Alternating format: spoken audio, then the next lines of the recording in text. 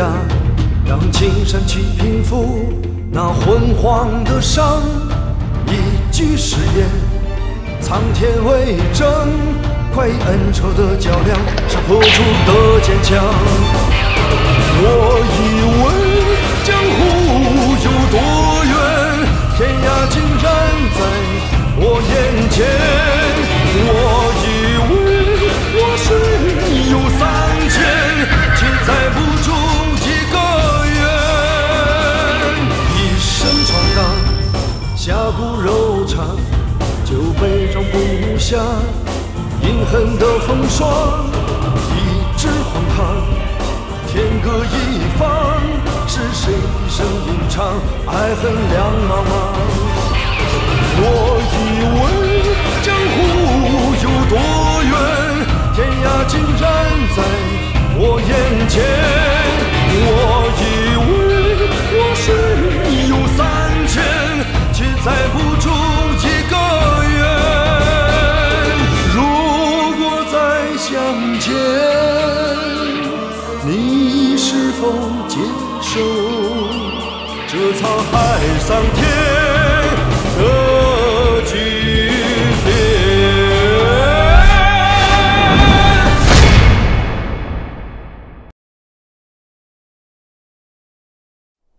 你为什么只守不攻？想找我破绽是吗？告诉你，我没有破绽。二师弟，回头吧，别再逼我。我已经回不了头了。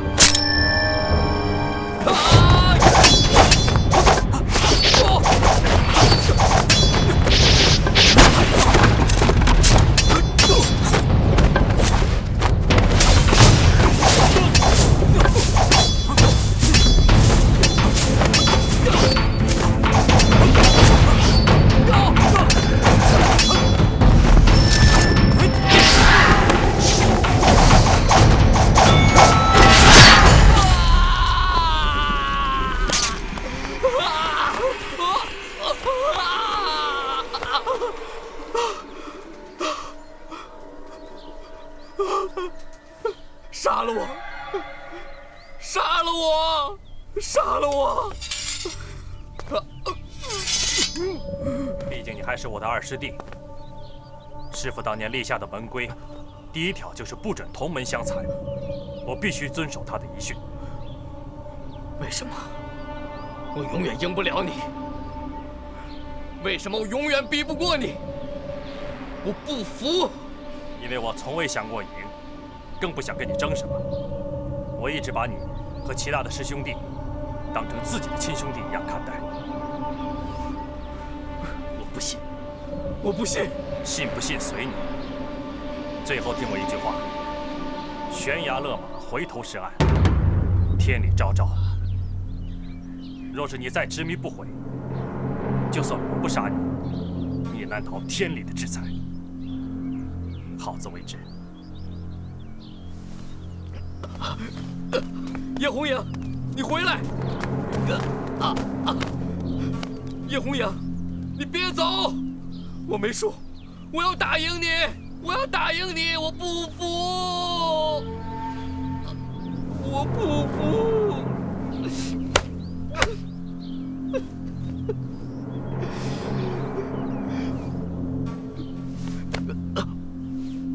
叶红影，早晚有一天，我要让你像狗一样跪在我的面前，求我饶了你，像狗一样。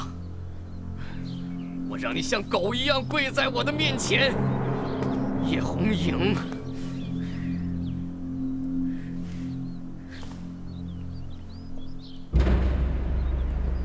薛道，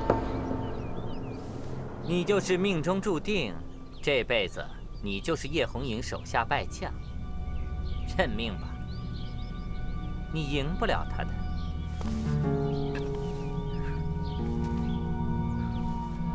我不认命，我也不服气。长公，再给我加上1条铁臂，再教我绝世武功，再给我一次机会。机会，我已经给过你了，是你自己没把握住。上一回我为你装了一条铁臂，可你今天还是输给了叶红影。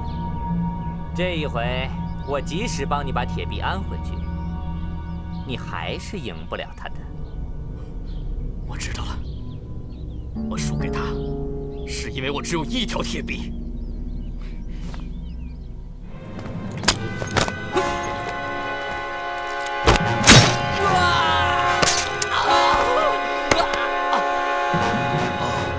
血刀，你这又是何苦的？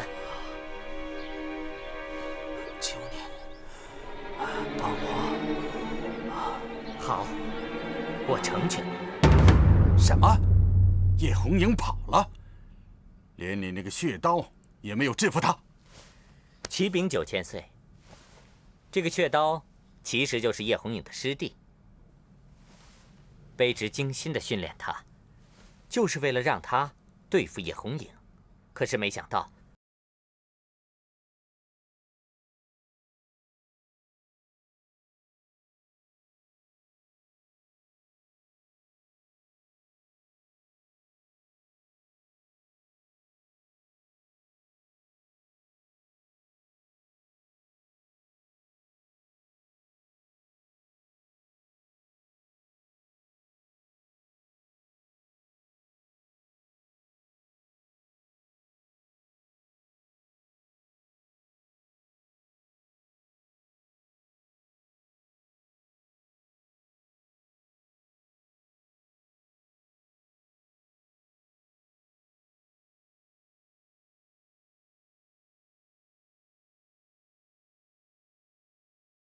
让开！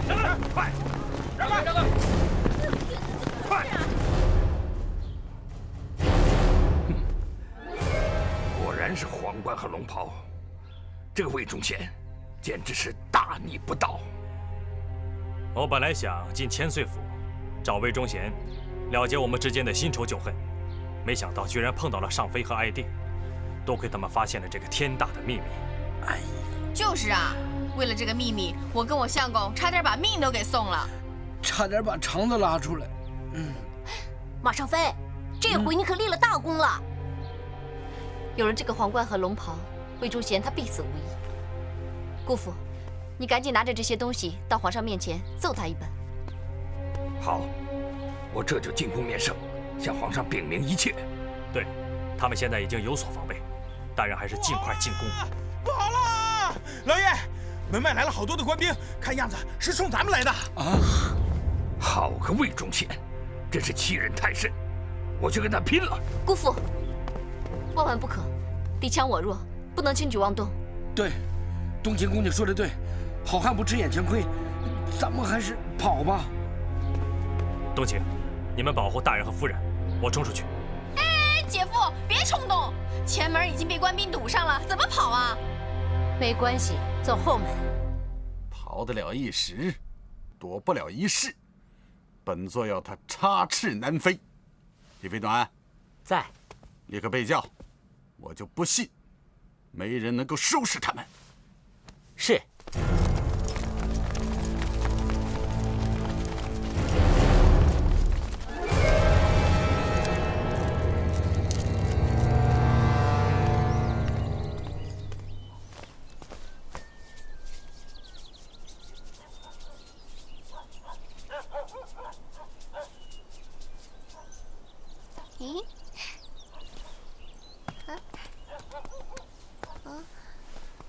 你是谁呀？这个球是你的吗？是啊。他怎么跑到我们家院子里来？还给你吧。告诉公公，喜欢这个藤球吗？喜欢。好，你要是喜欢的话，就不用还给我了。公公把它送给你，好不好啊？谢谢公公。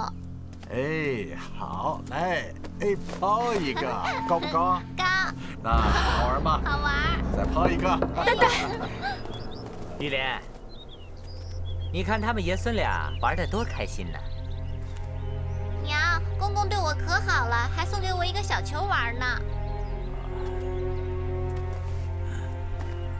玉莲啊，我大老远的跑来看你们一家子，你不请我进屋喝杯茶吗？请。给我啊。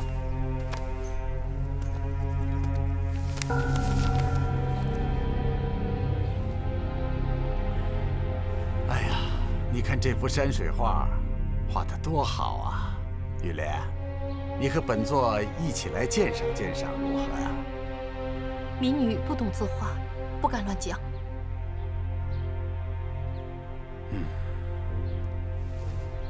本座来的时候路过字画摊儿，看见这样一幅山水画，画的那是神采飞扬啊！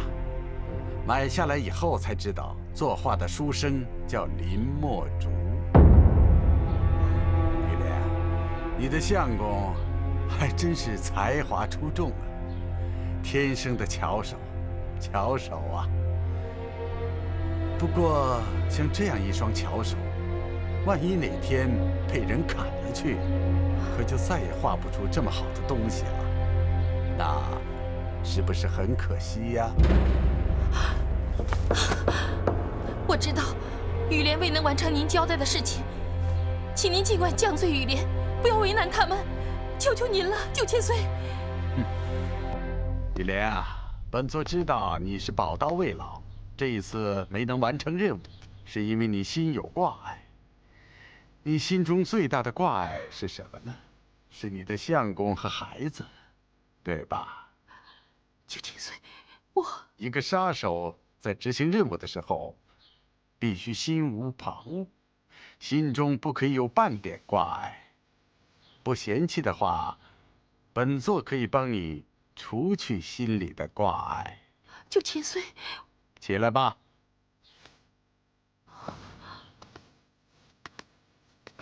9000岁，东塔真的那么好玩吗？叔叔，可别骗我。我一个大人怎么会骗小孩呢？过几天啊，叔叔带你去玩，好不好？好啊，那你可不可以带我爹也一起去啊？当然可以的，你爹是一定要带着的。飞鸾是东厂的厂工，由他亲自伺候你的相公，照顾你的孩子。我想你总该可以心无挂碍的去办本座交代给你的事情了吧？你从小聪明，一定明白我的意思。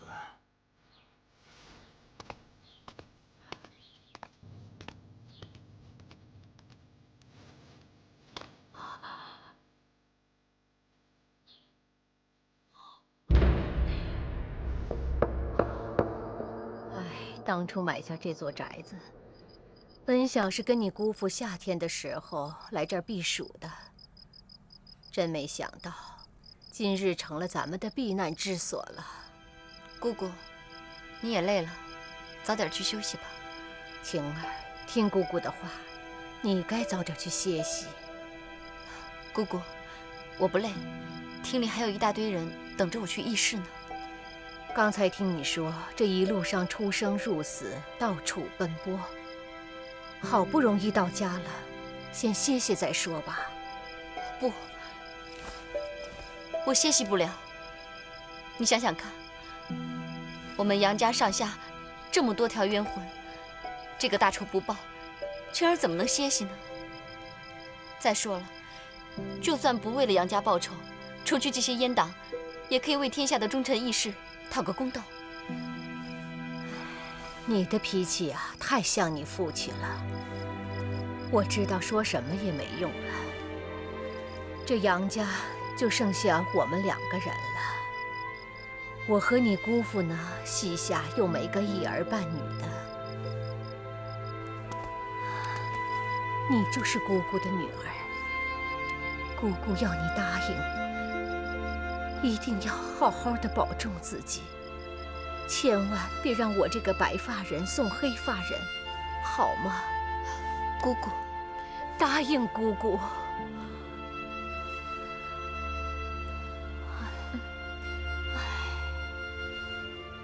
孙伯瑜那个老匹夫对本座恨之入骨，这次拿到了对本座不利的证据，一定不会放过我的。明日他一定会入宫面圣，告本座的状。李飞暖，立刻传话给御林军统领谭坤凤，要他明日挑选200名亲信的兵员，留守东华门，闲杂人等一律想发支走。卑职遵命。还有，告诉谭坤凤，明日东华门外不能有任何动静，绝不准派兵出城平乱。就算真的有人擅闯皇城，也不得出手阻拦，一定要等到所有的反贼全部进入城中，方可动手抓人。9000岁圣意，卑职一定照办。只是，为什么要让叶红影那些人进入皇城？卑职实在不明白9000岁的用意。本座不得不做好万全的应对之策啊。9000岁的意思是说，怕季雨莲会抗命？不，本座对季雨莲太了解了。为了他的相公和孩子，明天他不敢抗命。那9000岁您还有什么可以担心的呢？作为一个女人，一旦身为人妻、身为人母，心中就自然会有挂碍，就不能心无旁骛。卑职明白。你明白？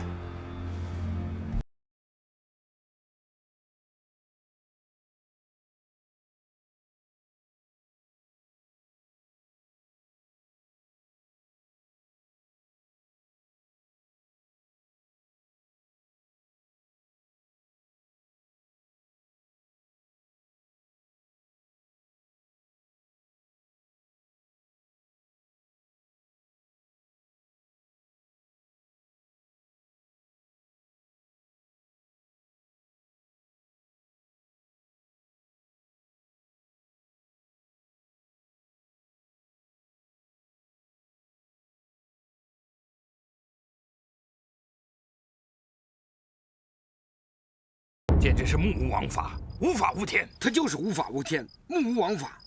他要是有王法，他当初也不敢学习东林书院了。我家老太爷还是3朝老臣，翰林大学士呢。刚才我回头看了一眼，有好多官兵，太可怕了。别害怕，小少爷，咱们现在安全了。啊，人愿，你放心，只要有我在，我不会让任何人伤害你的。英雄哥哥，刚才我看到那么多官兵，我就想起了东林书院的事，想起了我爷爷。只怪我当初是非不分。哎呀，姐夫，你别太自责了，这件事情又不怪你，要怪就怪魏忠贤那个老太监，所有的事情都是他一手造成的，你顶多算个帮凶而已。曾爱弟啊！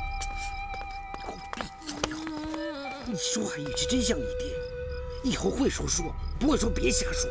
明日一早，我一定入宫面圣，把魏忠贤私藏龙袍的罪状向皇上禀明，非把这个狗贼告倒不可。可是孙大人，这魏忠贤绝非等闲之辈，他们一定布下了层层埋伏，不会让你轻易进宫的。姑父，明天我来护送姑父进宫。啊，你去啊？冬青姑娘，那太危险了。我已经想好了，由我来护送姑父，一来可以保护他的安全，二来我可以亲口向皇上说明魏忠贤是如何残害忠良的。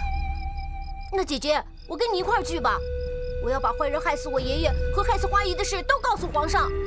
不可以，人愿，太危险了。冬青姐，我陪你出生入死那么多回，这一把我陪你努了。冬青姑娘，既然你不怕死，那我就陪你弄一把，大不了咱们俩做一对亡命鸳鸯啊！啊？那我怎么办呀？谁跟我做鸳鸯去呀？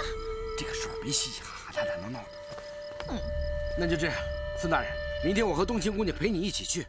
卑职尚有一事不明，9000岁为何如此肯定孙伯与叶红影那些人一定会从东华门进入皇城呢？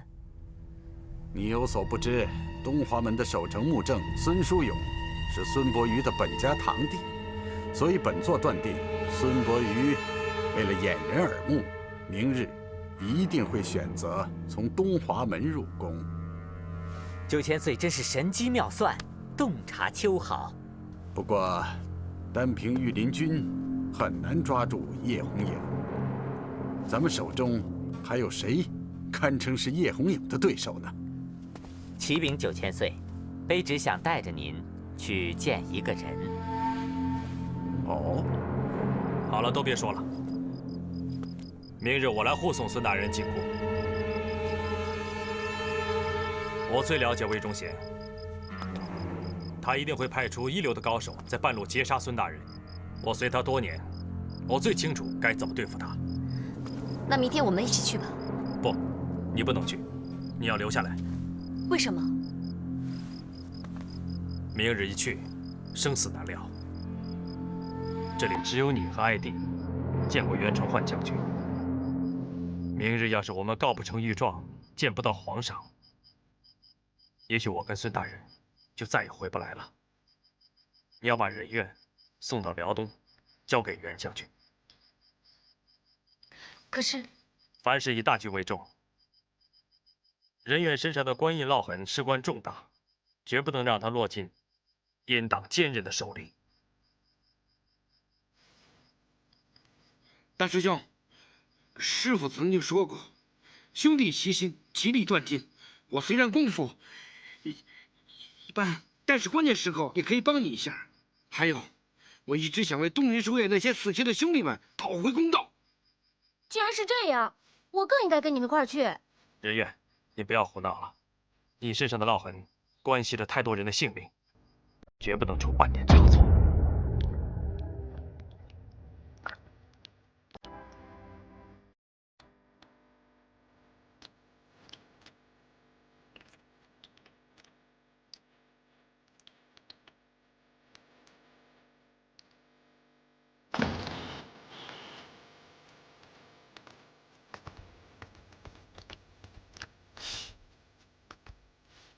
这不是血刀吗？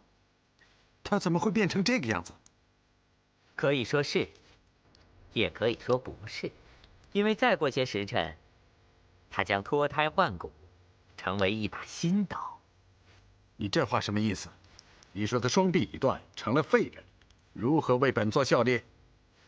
启禀9000岁，这是卑职用破布子、麻樱草、丹顶红一共18种毒药熬炼而成的洗髓汤。要不了3个时辰，就可以让他身上的伤口痊愈，成为金刚不坏之身，武功内力也将大大提高。那我明白了，他恨叶红影。对，仇恨可以让一个人变得无所不为，也只有仇恨才能把人变成一把无坚不摧的利剑。那些自以为是的反贼，本座会让你们死无葬身之地。我不在你身边的时候，一定要记住了啊！每天晚上必须洗手、洗脸、洗脚。啊，还有就是自己脱衣服的时候，把那袜子和衣服一定要分开放。你那臭脚丫子把衣服都熏臭了啊！啊，对了，我不在身边最重要的就是，如果发生了什么危险，扭头就跑，千万别逞强，啊！飞哥，谢谢你。啊，飞哥，谁是飞哥？你呀。你怎么还谢我呀，小少爷？哎，你以后就别叫我小少爷了，啊，和大家一样，就叫我人愿吧。从小到大，都是你在我身边照顾我、伺候我的，谢谢你。小少爷，你看你说什么呢？谢什么呀？照顾你、伺候你那是应该的，我是你的下人。不，你不是下人，你是最疼我的马上飞哥。我知道你对我好，但是我以前老骂你、欺负你，把你当下人使唤。哎呀，真的对不起，你别生气，求你原谅我好吗？看你说的什么呀？我生什么气啊？有什么原谅不原谅的？小少爷，其实只要你知道我真心对你好，真心疼你，就够了。哎呀，你叫我人愿。可一下子改不过来呀。你明明知道和英雄哥哥他们一块进宫是很危险的事，但是你为了替我爷爷讨回公道，你还是勇敢的去了。你知道吗？我好担心你。小少爷，你不是老骂我吗？说我是祸害活千年，我就是那祸害，不怕，肯定没问题。我走了，睡觉去啊。可是我舍不得你啊！小少爷，不，人愿。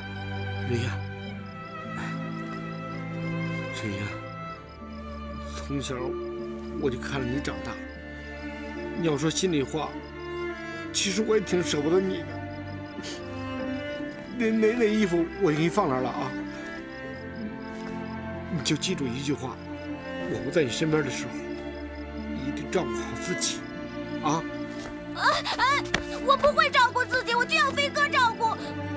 你一定要答应我，一定要平安回来照顾我。小少爷，只要你不嫌弃我马上飞，我以后照顾你一辈子都行。飞哥，小少爷，不，谁呀？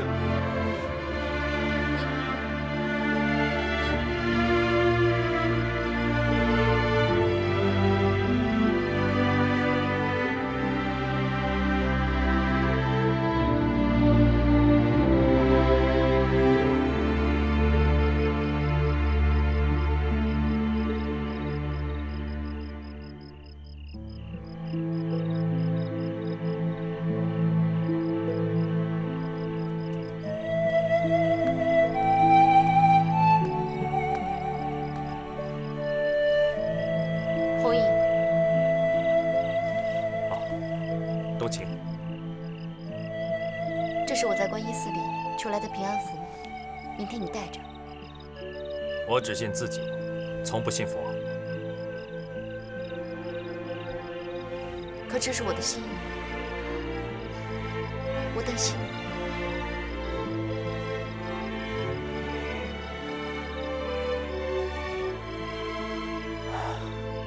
如果明天我真的回不来，那也是我罪有应得。我只有用我自己的鲜血去洗清我满身的罪孽。你已实心悔改，就不要再说这样的话了。实心悔改，并不代表我没有犯过错。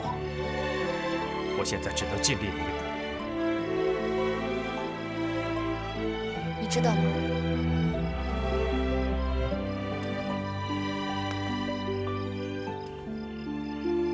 你真的回来了。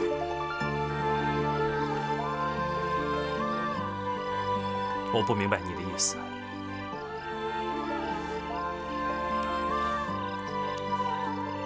我以前的红影哥哥真的回来了。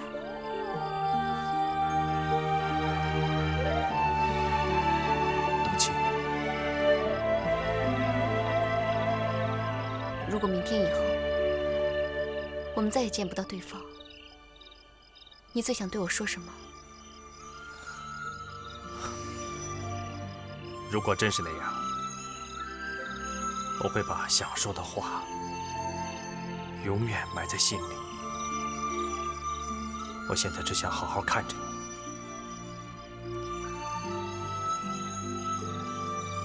真希望这一晚永远不会天亮。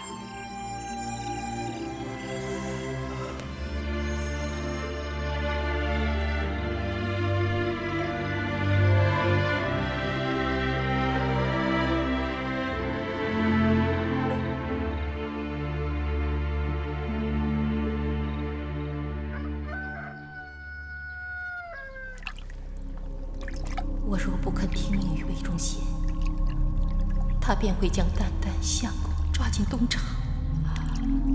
一旦进了东厂大牢，相公和蛋蛋就会受尽各种酷刑和折磨。我怎么能忍心让相公和孩子遭受那种生不如死的痛苦呢？可是我的对手太强了，神机营一流的杀手。若想战胜这个敌人，就必须心中没有半点挂碍，全力以赴。但是，我怎么能不惦记我的相公和蛋蛋呢？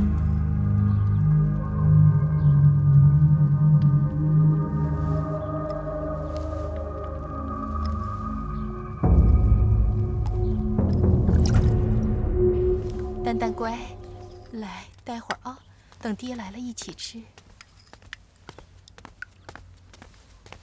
哎，我和娘等着你一起吃早饭呢。丹丹乖，自己吃啊。今天天好，爹要早点出摊了。不急着一时半会儿的，过来陪陪孩子吧，别让他失望。好，那爹啊，陪着丹丹一块儿吃。哎，来，好烫。娘为您。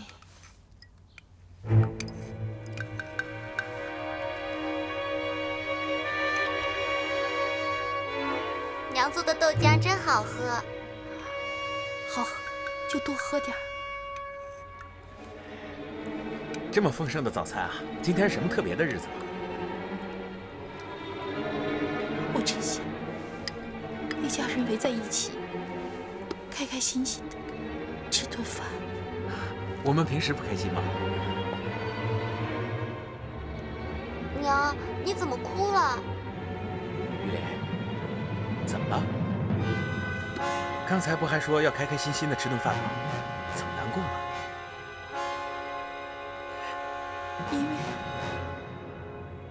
因为这是我们在一起吃的最后一顿饭。什么？娘，我好困。丹丹，丹丹，丹丹怎么了？丹丹，丹丹，丹丹哪儿不舒服了？丹丹，不要再叫了。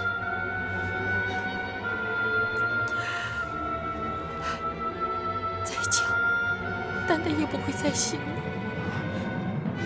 他永远都不会再醒了。什么意思啊？丹丹，一路走好。如果有来生，记得千万别再做娘的女儿。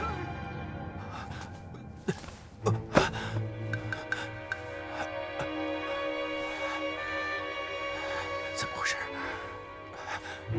玉莲，快告诉我，这怎么回事？我在豆浆里掺了避药霜。什么？避药霜？你说，你给我们下毒？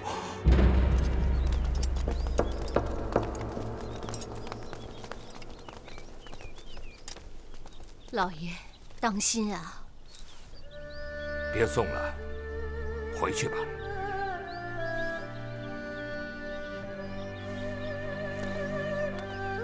飞哥，别忘了你答应我的事。放心吧，小少爷，我记住了。艾迪，求你件事，替我照顾好小少爷，好好保重你自己。相公。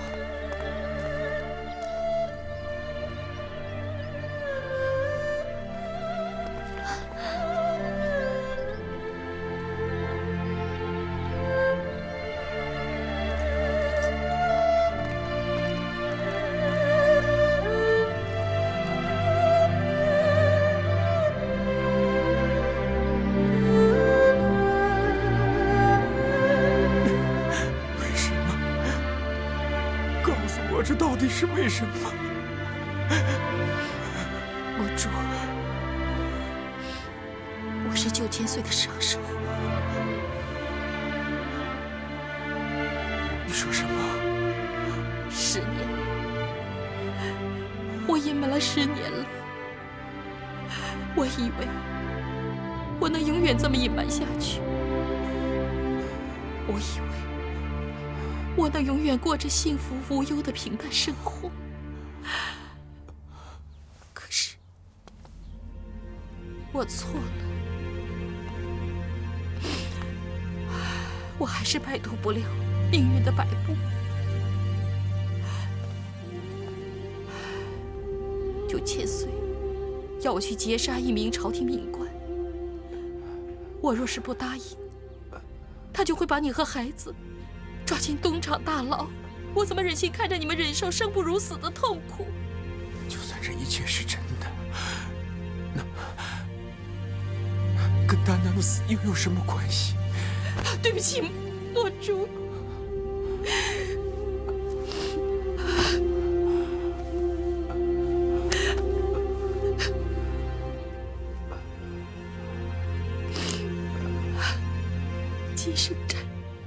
来生还。你放心，我完成了差事，会立刻到九泉之下跟你和孩子见面的。我们一家又能团圆了。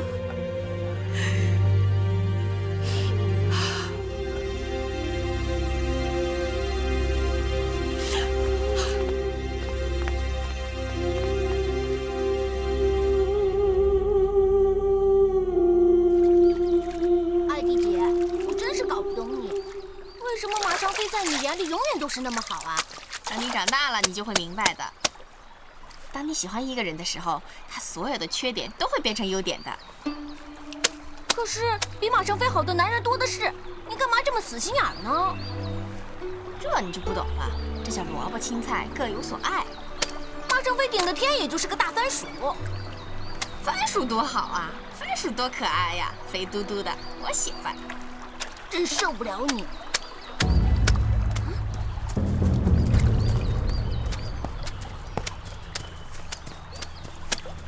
艾迪姐，你看那个人。哎呀，这个河滩上洗衣服的、捞鱼的人多了去了，有什么好看？哎呀，不是，是那个大嫂子救过英雄哥哥的那个。还真的是他，他还救过冬青姐呢。他干嘛跑那么急呀？手里还拿着刀呢。就是。是不是他们家出什么事儿了？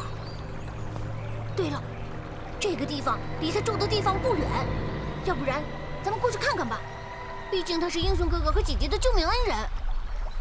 行，要不咱们叫上冬青姐，她主意多，咱们一起去看看。好。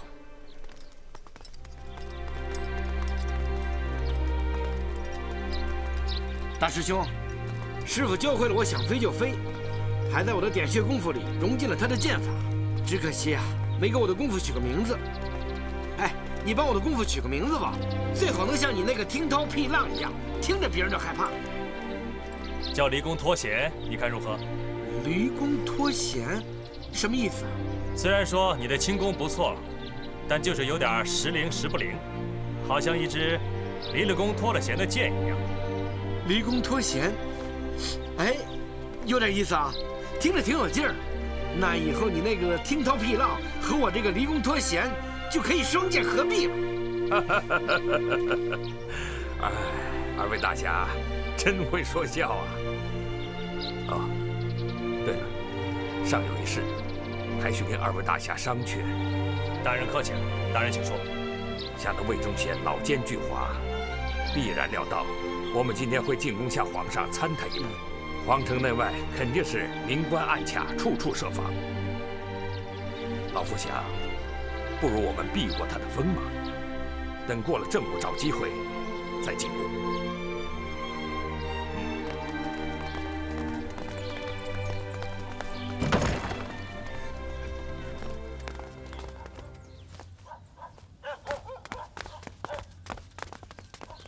林公子，林公子，丹丹，丹丹。怎么叫不醒呢？他们怎么了？看样子，他们是中毒了。什么？他们中毒了？我们又不会医术，怎么办呀？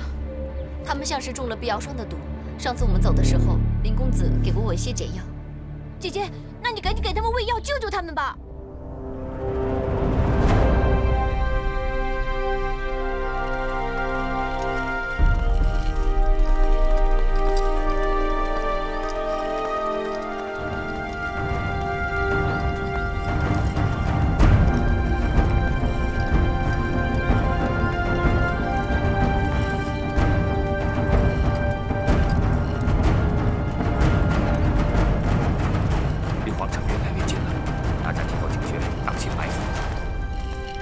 一个人都没有，空荡荡的。越是安静，越有危险。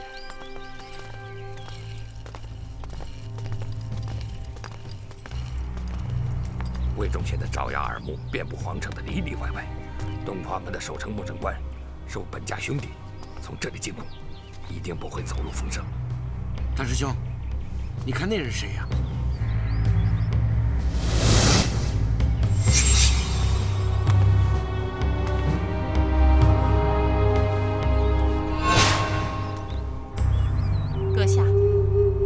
伯瑜，孙大人，在下正是。请问，尊驾拦路，有何贵干？我真后悔，当初真不该救你。马尚飞，带孙大人离开，别忘了，我们还有更重要的事。大师兄，我和你一起上吧。别说了，孙大人。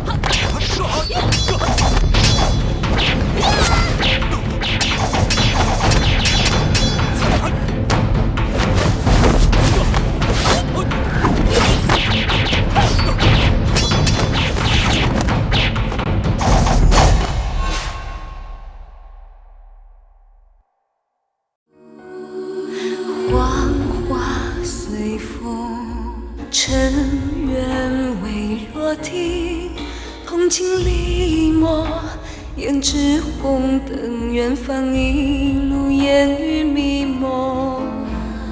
月落无声，朝遗是浮萍。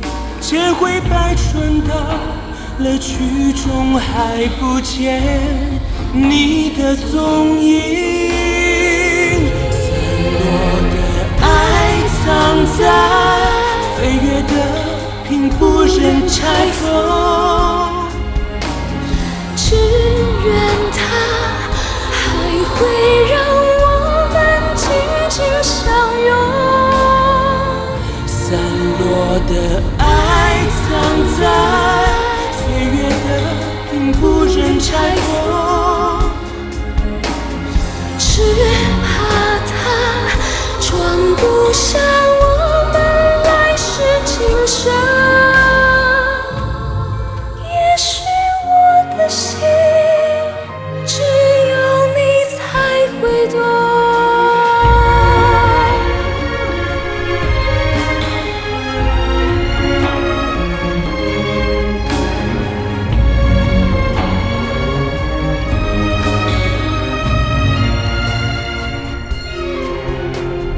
月落无声，朝遗是浮萍。 千回百转到了曲终，还不见你的踪影。散落的爱藏在岁月的，并不忍拆封。只愿它还会让我们紧紧相拥。散落的爱。 藏在岁月的，并不忍拆封，只怕它装不下我们来世今生。